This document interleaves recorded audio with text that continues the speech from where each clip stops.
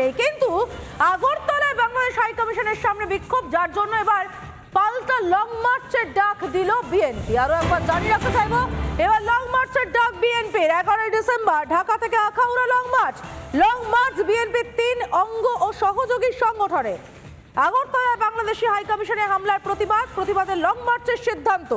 সকাল 8টায় শুরু হবে এই লং মার্চ। নয়া পল্টনে বিএনপির কেন্দ্রীয় কার্যালয়ের সামনে থেকে শুরু হবে মিছিল। ফের ভারত বিদ্বেষী সিদ্ধান্ত বিএনপির, ফের বিশ্বের সামনে হাসির খোরাক।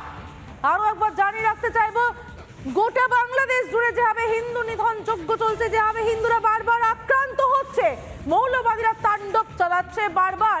একদিকে যখন বিদেশ সচিব বৈঠক করছেন বাংলাদেশের বিদেশ সচিবের সঙ্গে, ঠিক তখন বিএনপি নেতা স্পষ্ট বলছেন তিনি নাকি বাংলা, বিহার, উড়িষ্যা দখল করবেন। চট্টগ্রামের সত্যতা তুলে ধরায় নির্লজ্জ হাসির খোরাক বিএনপি নেতা, বিএনপির সিনিয়র যুগ্ম মহাসচিব। তখন কিন্তু সরকারের কোনো রাহ নেই, বিএনপির কোনো রাহ নেই, কিন্তু বিএনপি লং মার্চের ডাক দিচ্ছে কি জন্য? না আগরতলায় বাংলাদেশি হাই কমিশনে হামলার প্রতিবাদ। হাই কমিশনে হামলাটাও হয়নি, সামনে বিক্ষোভ দেখানো হয়েছিল।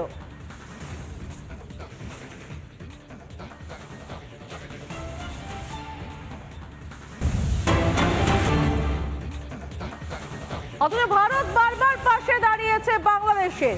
আরো একটা পাশে দাঁড়ানোর খবর জানাই আপনাদের। ভয়ঙ্কর অত্যাচারের মুখে বাংলাদেশের হিন্দুরা মেডিকেল ভিসার জন্য আবেদন করে এক পরিবার। ভারতে এসে চিকিৎসাও করে তারা। চিকিৎসার পর বিভীষিকাময় বাংলাদেশে ফিরতে চায় না পরিবার, মৃত্যুর মুখে ফিরতে চায় না তারা। বৈধ কাগজ নিয়ে এসেছে তারা। বরিশাল থেকে নির্যাতিত হয়ে আসা পরিবার শুভেন্দুর দ্বারস্থ সাহায্যের আবেদন বিরোধী দলনেতার কাছে।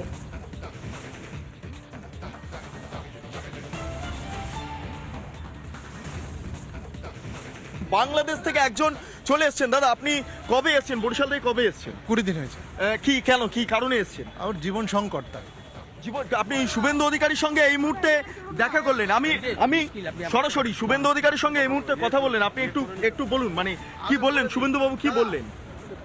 আমাদের নিরাপত্তা নিশ্চিত করার জন্য বললাম যে আমাদের বাংলাদেশের যে অবস্থা এখন, এখানে হিন্দুরা তো নিরাপদ নয়, তো হিন্দুদের নিরাপদের জন্য আমরা চাইছি যে একটা চিরন্তন নিরাপদের জন্য এবং আমাদের ভবিষ্যৎ যাতে আমাদের উপর আর কোনো আক্রমণ না হয় তার ব্যাপারে তার একটা সমাধানের কথা ভাবি। মানে শুভেন্দু বাবুর কাছেই এলেন কেন? মানে আরো তো অনেক নেতা রয়েছেন, বিধানসভার সামনে চলে এলেন, ওনাকে দেখা যাচ্ছে শুভেন্দু অধিকারীকে বাংলাদেশ নিয়ে প্রতিবাদ। বাংলাদেশ নিয়ে তিনিই বলেন, আর কেউ বলেন, এই জন্যই তার কাছে এসেছি।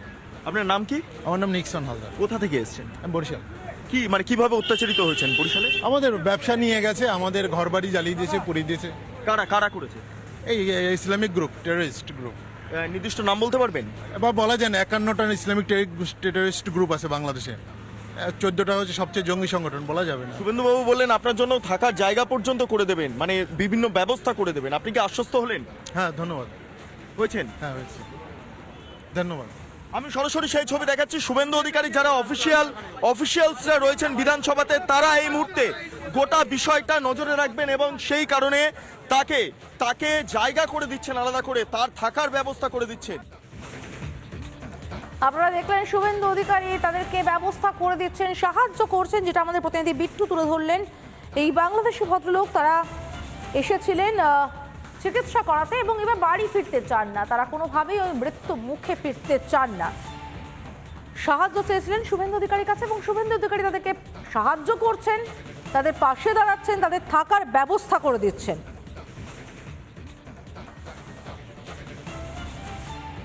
বরিশাল থেকে পালিয়ে এসছেন এবং বিধানসভায় শুভেন্দু অধিকারীর সঙ্গে কিছুক্ষণ আগে দেখা করলেন। শুনুন, একটা প্রশ্ন জাস্ট, এই যে শেষ পর্যন্ত আপনার সঙ্গে এসে দেখা করলেন বিধানসভাতে, এই অবস্থা। না, আমার বলার কিছু নেই। আমি আপনাকে বলছি, এপার ওপার সবাই আমরা আত্মীয়। হিন্দু শুধু নয়, ভাষা এক, খাদ্যাভ্যাস এক, পোশাক পরিচ্ছদ এক। ওরা আমাকে যে ভরসা করছে, এটা আমার কাছে বড় প্রাপ্তি। আর আমি ওদেরকে থাকা, খাওয়া, মোটা কাপড়, মোটা ভাত, হাত খরচ, মোবাইল রিচার্জ এগুলো দিতে পারবো। এর জন্য তো আমার লাগবে না, ভগবান আমাকে দিয়েছে।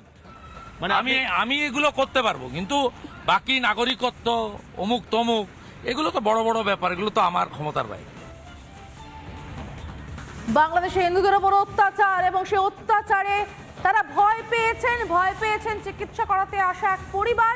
তারা চাইছেন একটু সাহায্য, বাড়ি ফিরতে চাইছেন না, তারা মৃত্যু মুখে ফিরে যেতে চাইছেন না।